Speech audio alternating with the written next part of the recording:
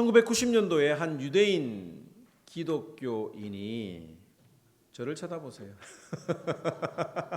아이들 저 가는 모습만 보셔도 너무 흐뭇해하시는 그 모습이 너무 좋긴 하지만 이 시간에 말씀을 집중하도록 하겠습니다. 혹시 그 유튜브에 설교 말씀이 올라가니까 참석하지 못한 분들 또 잘 이해가 안 되는 분들은 집에 가셔서 한 번 더 읽어보시면 되겠습니다. 1990년도에 한 유대인 기독교인이 이스라엘 북부의 츠파트라고 하는 동네에서 다음과 같은 포스터를 붙였습니다. 왜 회당에서는 유대인들이 모이는 장소가 회당이죠. 왜 회당에서는 이사야 53장을 못 읽게 하느냐? 그들은 무엇을 숨기려고 하는가라는 포스터를 붙인 적이 있습니다. 실제로 이 유튜브 영상을 보더라도 유대인들은 이사야 53장에 대해서 전혀 모르고 있습니다. 회당에서는 그 이사야 53장을 읽지 못하도록 합니다. 그래서 나사렛 예수님이 십자가에 못 박히신 예수님이 구약에 예언된 메시아다라고 하는 것을 인정할 수 없고 모르고 지내는 거죠. 만약에 유대인들이 이사야 53장에 나오는 그 메시아가 예수님이다라고 하는 사실을 제대로 배울 수 있다면 이들은 아마 엄청난 신앙의 역사가 일어날 것으로 기대가 됩니다. 오늘 이 본문에 보면 그라고 하는 단어가 20번이 언급이 되었고 또 우리라고 하는 단어가 11번 이상이 나오는데 이 단어들을 이렇게 한번 바꾸어서 읽어보면 좋겠어요. 그는 예수님, 그 다음에 우리는 나라고 하는 단어로 바꾸어서 설교 내용은 잊어버려도 이 말씀이 여러분들의 마음속에 평생 기억되기를 바라면서 읽었지만 다시 한 번 더 고쳐서 한번 읽어보도록 하겠습니다. 자막을 보시면 제가 다 고쳐놨으니까 읽겠습니다. 시작. 예수님은 멸시를 받아 사람들에게 버림받았으며 고통을 많이 겪었으며 질병의 고통을 알았다. 마치 사람들이 예수님에게서 얼굴을 가리는 것 같이 멸시를 당하였고 나도 예수님을 귀히 여기지 아니하였도다. 예수님은 실로 나의 고통을 지고 나의 슬픔을 당하였거늘 나는 생각하기를 예수님은 징벌을 받아 하나님께 맞으며 고난을 당한다 하였노라. 예수님이 찔림은 나의 허물 때문이요 예수님이 상함은 나의 죄악 때문이라. 예수님이 징계를 받음으로 나는 평화를 누리고 예수님이 채찍에 맞음으로 나는 나음을 받았도다. 나는 다 양 같아서 그릇 행하여 각기 제 길로 갔거늘 여호와께서는 나의 죄악을 예수님에게 담당시키셨도다. 예수님이 굴욕을 당하여 괴로울 때에도 예수님은 입을 열지 아니하였으며 마치 도수장으로 끌려가는 어린 양과 털 깎는 자 앞에서 잠잠한 양같이 그의 입을 열지 아니하였으되 예수님은 굴욕과 신문을 당하고 끌려갔으나 그 세대 중에 누가 생각하기를 예수님이 살아있는 자들의 땅에서 끊어짐은 마땅히 형벌받을 나의 허물 때문이라 하였으리요. 예수님이 폭력을 행하지 아니하였고 예수님의 입에는 거짓이 없었으나 예수님의 무덤이 악인들과 함께 있었으며 예수님이 죽은 후에 부자와 함께 있었도다. 예수님께서 예수님에게 상함을 받게 하시기를 원하사 질고를 당하게 하셨은즉 예수님의 영혼을 속건 제물로 드리기에 이르면 예수님이 씨를 보게 되며 길 것이요 또 예수님의 손으로 여호와께서 기뻐하시는 뜻을 성취하리로다. 이 성경을 읽을 때 내가 그 말씀에 되어야 되는 거예요. 여러분들 이 말씀을 읽을 때 다른 거 뭐 다 떠나가지고 어떤 내용이 듭니까? 어떤 마음이 듭니까? 나 대신에. 지금 성경을 보면 예수님이 나 대신에 지금 고통을 당했다, 고난을 당했다, 십자가에 죽으셨다라고 하는 그런 느낌을 이 성경을 처음 읽는 사람이라도 아마 알 수가 있습니다. 한마디로 요약하면 내가 죽어야 되는데 예수님이 대신 십자가에서 죽으셨다. 그분이 구약에 예언된 메시아다. 이것을 이해한다면 여러분들은 이 성경을 제대로 읽은 것이죠. 그런데 우리가 이 말씀을 읽으면서 두 가지를 생각을 해야 합니다. 첫째는 뭐냐면 나는 죽어야 할 죄인인가라는 거예요. 예수님이 내 죄 때문에 죽으셨다고 했는데 내가 죽어야 할 죄인이라고 하는 것을 전혀 이해하지 못하고 모른다고 하면 이 성경은 전혀 내 마음에 들어오지 못할 것입니다. 예수님이 십자가에 못 박힌 사건은 역사적인 사실이지요. 여기에 대해서는 부인할 사람은 없을 것입니다. 그런데 예수님이 왜 죽었는가에 대해서 다양한 해석이 있습니다. 크게 두 가지로 살펴보면 첫째는 예수님이 죽은 것은 로마 정부의 반기를 들었기 때문이다라고 생각하는 견해가 있어요. 실제로 예수님의 제자들도 또 많은 군중들도 예수님은 이 정치적인 혁명가, 독립운동가로 생각을 했던 사람들이 많습니다.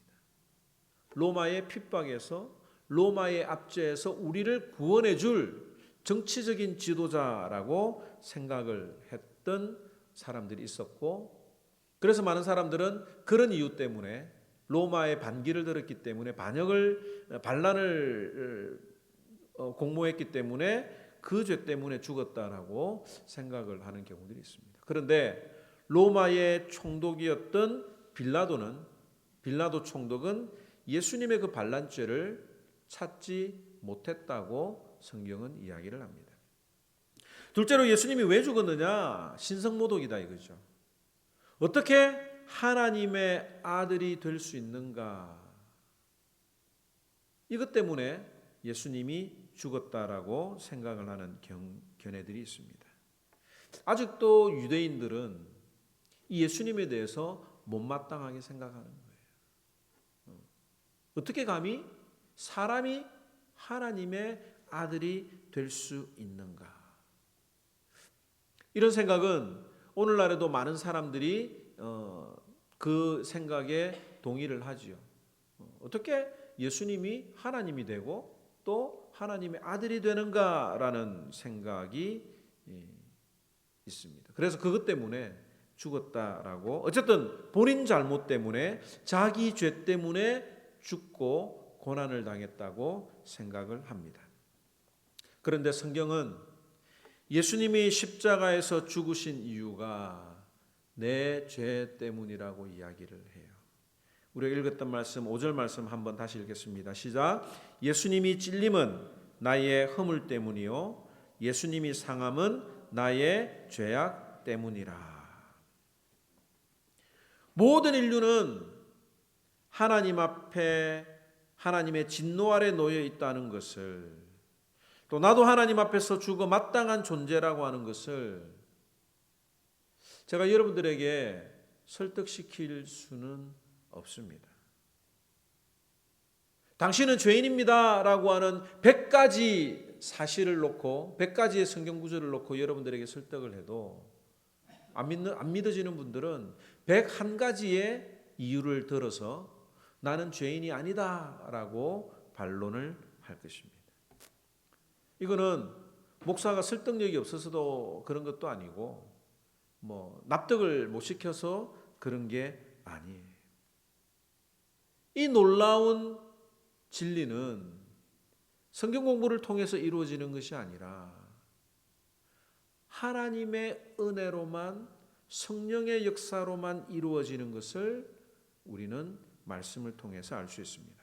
요한복음 1장 12절에서 13절 말씀 시작. 영접하는 자 곧 그 이름을 믿는 자들에게는 하나님의 자녀가 되는 권세를 주셨으니 이는 혈통으로나 육정으로나 사람의 뜻으로 나지 아니하고 오직 하나님께로서 난 자들이니라. 내가 하나님의 진노 아래 놓여 있다. 내가 죄인이라고 하는 사실은 혈통으로 부모님이 믿기 때문에 내가 저절로 믿어지는 것도 아니고, 또 육정으로 사람의 뜻으로 공부를 열심히 해서 이루어지는 것도 아니고 하나님의 뜻에 의해서만 가능한 일이다라고 하는 거예요. 그래서 이 사실이 믿어지는 분들이 있습니까? 예수님이 나를 위하여 돌아가셨다라고 하는 것이 믿어진다면 이 부분은 우리가 하나님 앞에 감사해야 되는 것입니다. 또 만약 믿어지지 않는 분들이 혹 우리들 가운데 있다면 한번 곰곰이 한 주간 동안 생각을 해보시기 바랍니다. 뭐가 죄예요? 하나님을 믿지 않는 거예요. 하나님이 창조주이심을, 하나님이 이 세상과 나를 창조하신 분이심을 믿지 않는 것, 하나님의 존재를 믿지 않는 것, 이게 죄라고 이야기를 합니다. 낳아준 부모님을 믿지 않고 인정하지 않는 것, 그것이 얼마나 불효막심한 죄입니까? 요즘 유튜브에 이렇게 과학 이야기들을 제가 좀 이렇게 관심 있게 듣습니다.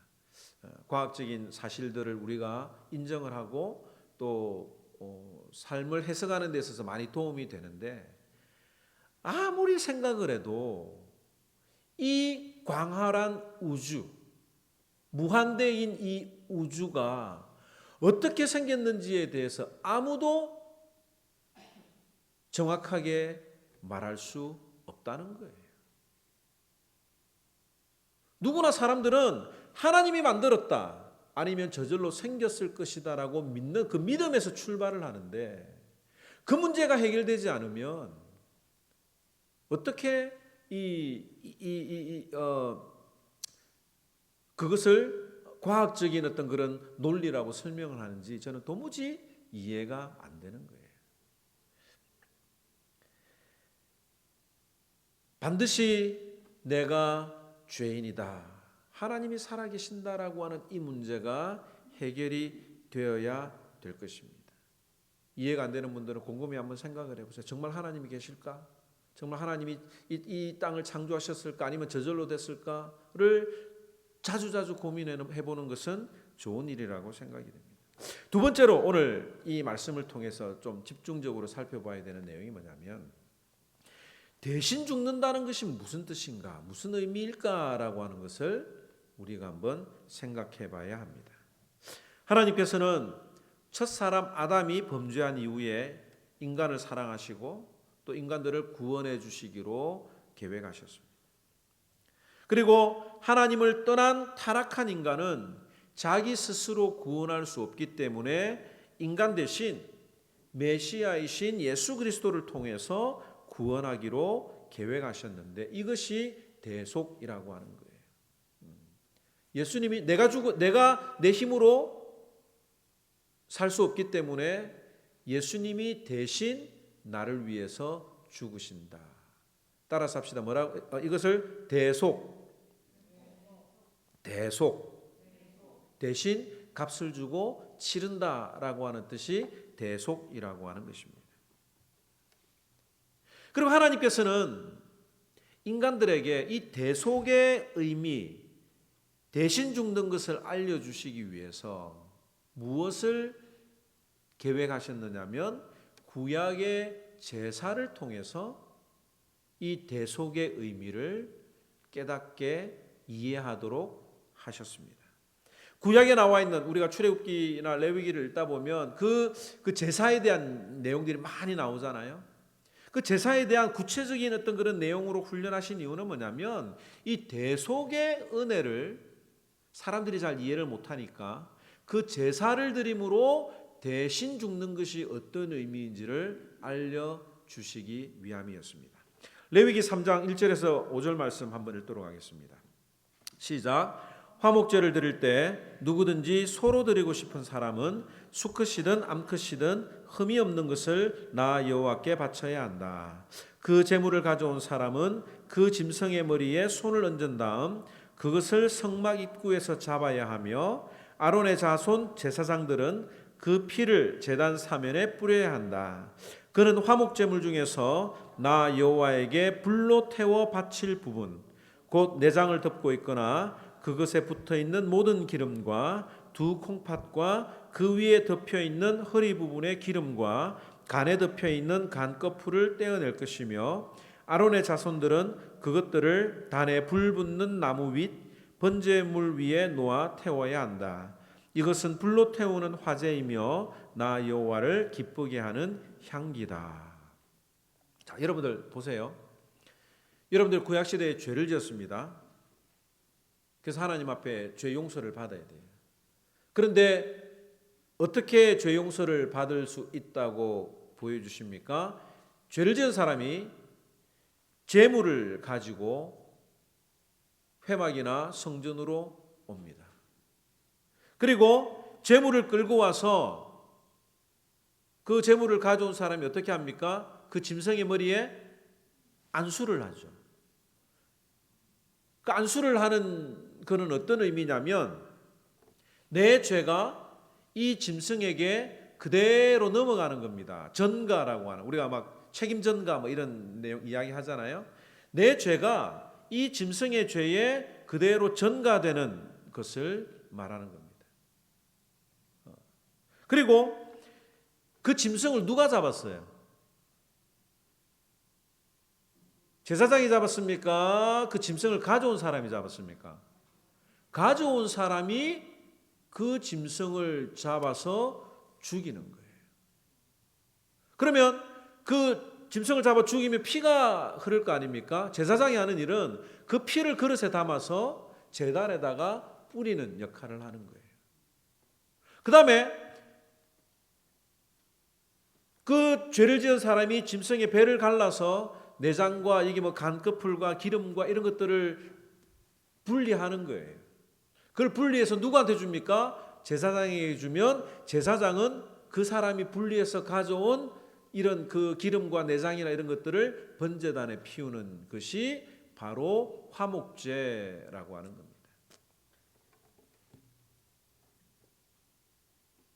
여기 우리는 여기서 예배가 무엇인지를 한번 생각해 봐야 하는 거예요.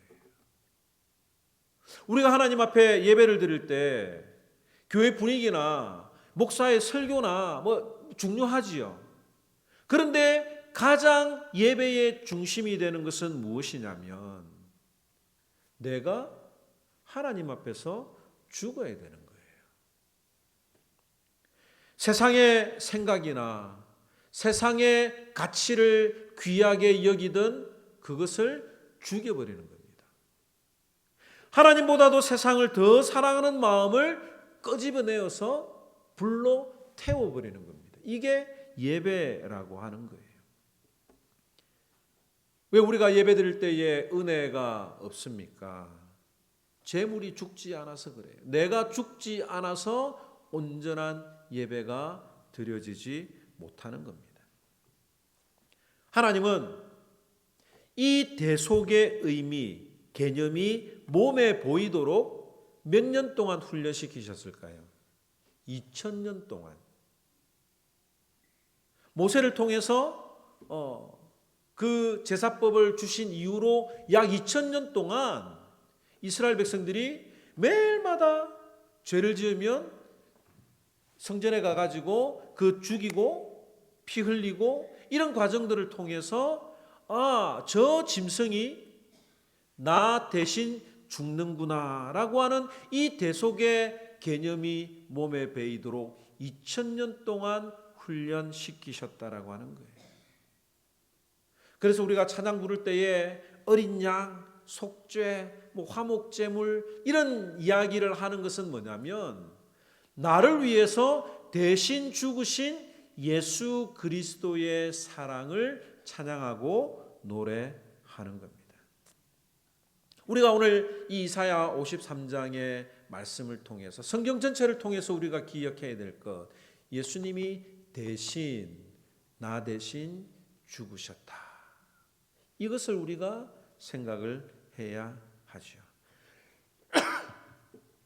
왜 우리에게 십자가의 감격이 자꾸 사라질까요? 권태기에 빠지면 부부가 의무적으로 생활하는 것처럼 우리도 교회 오는 것이 마치 의무적인 것처럼 느껴지는 분들은 없습니까? 그 이유는 이 대속의 은혜가 우리 마음속에서, 우리 몸속에서 식어지고 있기 때문이라고 하는 거예요. 우리는 예수 그리스도 이 대속의 은혜에 압도된 마음으로 살아가야 합니다. 쓸모없는 죄인을 구원하신 그 대속의 은혜에 대한 감격이 내 삶의 정신을 다스리고 지배하고 살아야 합니다. 이 대속의 은혜가 우리의 혈관 구석구석에까지 흐르도록 해야 합니다. 혈관이 잘 통해야 근육이 생기고 뼈가 튼튼해지지 않습니까? 이 대속의 은혜로 내 삶이 풍성해질 때에, 가득 찰 때에 내가 움직일 수가 있는 거예요. 이 대속의 은혜가 내 몸 속에서 살아 움직이기 위해서 어떻게 해야 될까? 이것이 우리의 고민 아니겠습니까? 나도 대신의 삶을 살아야 한다. 예수님이 나를 대신해서 죽으셨던 것처럼 나도 다른 사람을 대신해서 그 사람을 위하는 삶을 살아야 한다. 이것이 십자가의 삶 아니겠습니까? 아마 여러분들이 이 대속의 은혜를 느껴보았을 때가 있었을 것입니다. 자녀가 아팠을 때 내가 대신 아팠으면 하는 마음이 우리 부모님들의 마음속에 있지 않습니까? 자녀가 막 뭔가를 하는데 힘들어하고 고통스러워할 때에 저거 내가 대신해 줬으면 하는 그런 마음이 우리 부모님에게 있지요. 하나님이 자녀를 주신 이유는 이 대신의 사랑, 대속의 사랑을 이해하고 깨닫도록 하시기 위해서 이 자녀를 우리에게 주신 거예요. 조이가 엊그제 사랑니를 4개를 뽑아가지고 별로 아프다는 이야기를 잘 안 하는데 울면서 진통제를 좀 늦게 줬어요. 아이비프로핀 말고 그 독한 하이드로딘이라고 하는 그 약한 강한 약을 줘야 되는데 아이비프로핀을 먼저 줬다가 아파서 우는데 평상시 감정 표현을 잘 안 하는 편이거든요. 근데 눈물을 흘리면서 막 발을 동동 굴리더라고요. 그때 어떤 마음이 듭니까? 대신 아파줬으면. 그런 마음들이 우리에게 다 있지 않습니까? 그런데 부모는 발만 동동 그릴 뿐이지 실제로 그 아픔을 나눠 가질 수가 없습니다. 그러나 하나님께서는 자신의 아들 예수 그리스도를 이 세상에 보내시어 십자가에 못 박게 하심으로 우리의 죄를 담당하게 하셨다라고 하는 거예요. 이 은혜를 깨달은 사람은 내 문제가 아닌데 내 문제인 것처럼 다른 사람을 위해서 기도하게 됩니다. 내 문제가 아닌데 내 문제인 것처럼 그 한 영혼을 위해서 눈물을 흘리면서 기도하게 되는 거죠. 이 대속의 은혜를 경험하며 사는 사람이 전도를 하는 이유가 바로 여기에 있는 겁니다. 예수님이 대신 나를 위하여 못 박혀 죽으셨으니 그 사람에게도 하나님의 은혜가 들어가기를 기도하는 마음으로 선교하는 이유가 그 사람의 마음속에 이 대속의 은혜가 흘러 넘치기 때문에 그렇습니다. 플로리다에 송석춘이라고 하는 분이 있습니다. 1974년도에 플로리다에 이민을 왔고 열심히 살았지만 중학교 2학년이었던 큰아들이 죄를 지어서 교도소에 가게 되는 일이 발생이 됩니다. 왜 교도소에 가게 되느냐면 자식을 다 잘 한번 키워보겠다고 이민을 왔는데 이 아들이 학교에서 왕따를 당했어요. 그리고 미국 아이들에게 놀림감이 되었습니다. 그때마다 이 아들은 그 아이들과 싸웠고 또 이것 때문에 여러 차례 교장에게 불려가서 체벌을 받기도 했었습니다. 그런데 불만이 너무 쌓이니까 이 아들이 공휴일날 다른 미국인 친구들과 함께 학교에 들어가서 몰래 들어가서 이곳저곳을 다 부셔뜨린 거예요. 파괴를 했습니다. 이 사건은 지역 신문의 일면으로 게재가 되었고 온 가족들은 그냥 집 안에서 사람들의 시선을 피해서 숨어 있었습니다. 한국 사람들 얼굴에 먹칠했다고 비난을 하기도 했고 한인교회에서도 그 사람들이 교회를 가게 되면 이렇게 죄인 보는 것처럼 싹 말도 하지 않는 그런 상황에 있었습니다. 그리고 학교에서는 이런 일은 있을 수가 없기 때문에 그 CMS 샬롯으로 치면 CMS죠. 그러니까 자기 카운티 내에 있는 어떤 학교에도 전학을 할 수 없다. 그러니까 다른 주로 다른 지역으로 이사를 가는 것 외에는 방법이 없다라고 이야기를 했습니다. 아들은 교도소에 가 있는데 이때 아버지가 아들 죄가 내 죄입니다라고 하는 생각을 하고 그 속죄를 위해서 주말마다 내가 학교 청소를 하겠다고 교장한테 이야기를 했습니다. 그랬더니 교장이 처음에는 안 받아줬죠. 그런데 계속 간청을 하니까 어디 한번 해봐라는 심정으로 그렇게 청소를 하라고 했습니다. 몇 주간 그 청소를 계속 감당하면서 이 별난 행동이 플로리다와 전 미국에 있는 사람들의 마음을 흔드는 사건이 일어나게 됐습니다. AP 기사가 이 사건을 보고 취재를 해서 신문에 기사로 냈는데 이것이 많은 사람들의 마음에 울림을 주었던 것입니다. 그 기사에는 이런 내용이 있었습니다. 내 아들이 죄를 지었으면 내가 죄를 지은 것이다. 내 아들이 저지른 행위에 대해 변상은 물론 어떤 일이든 하겠다라고 하는 그의 말이 기재가 되어 있었는데 이 기사를 본 많은 사람들이 그 학교로 편지를 보내고 그 편지 안에 5불, 10불 그 책을 보내가지고 변호사를 선임하든 또 여러 어떤 일들을 하라고 격려하는 편지를 많이 받게 되었습니다. 그리고 법정에서도 이 소식을 듣고 아들을 풀어주는 일이 일어났죠. 그 이후에 이 말썽꾼 아들은 변했습니다. 열심히 공부해서 이 나사 산하에 있는 방산업체에서 근무를 하며 우주선 탑재 전문가가 되었습니다. 그 아들은 자신의 죄를 대신하는 마음으로 청소했던 그 아버지의 사랑을 평생 잃지 않고 살면서 그렇게 살았던 것이죠. 이 대속의 은혜, 예수님이 나를 위해서 대신 죽으셨다라고 하는 이 대속의 은혜가 내 가슴에서 다시 한 번 더 뛰는 한 주간이 되기를 주님의 이름으로 축원합니다. 이 대속의 은혜가 내 심장과 혈관을 파고들어서 내 온몸을 휘감는 그런 은혜가 나타나기를 바랍니다.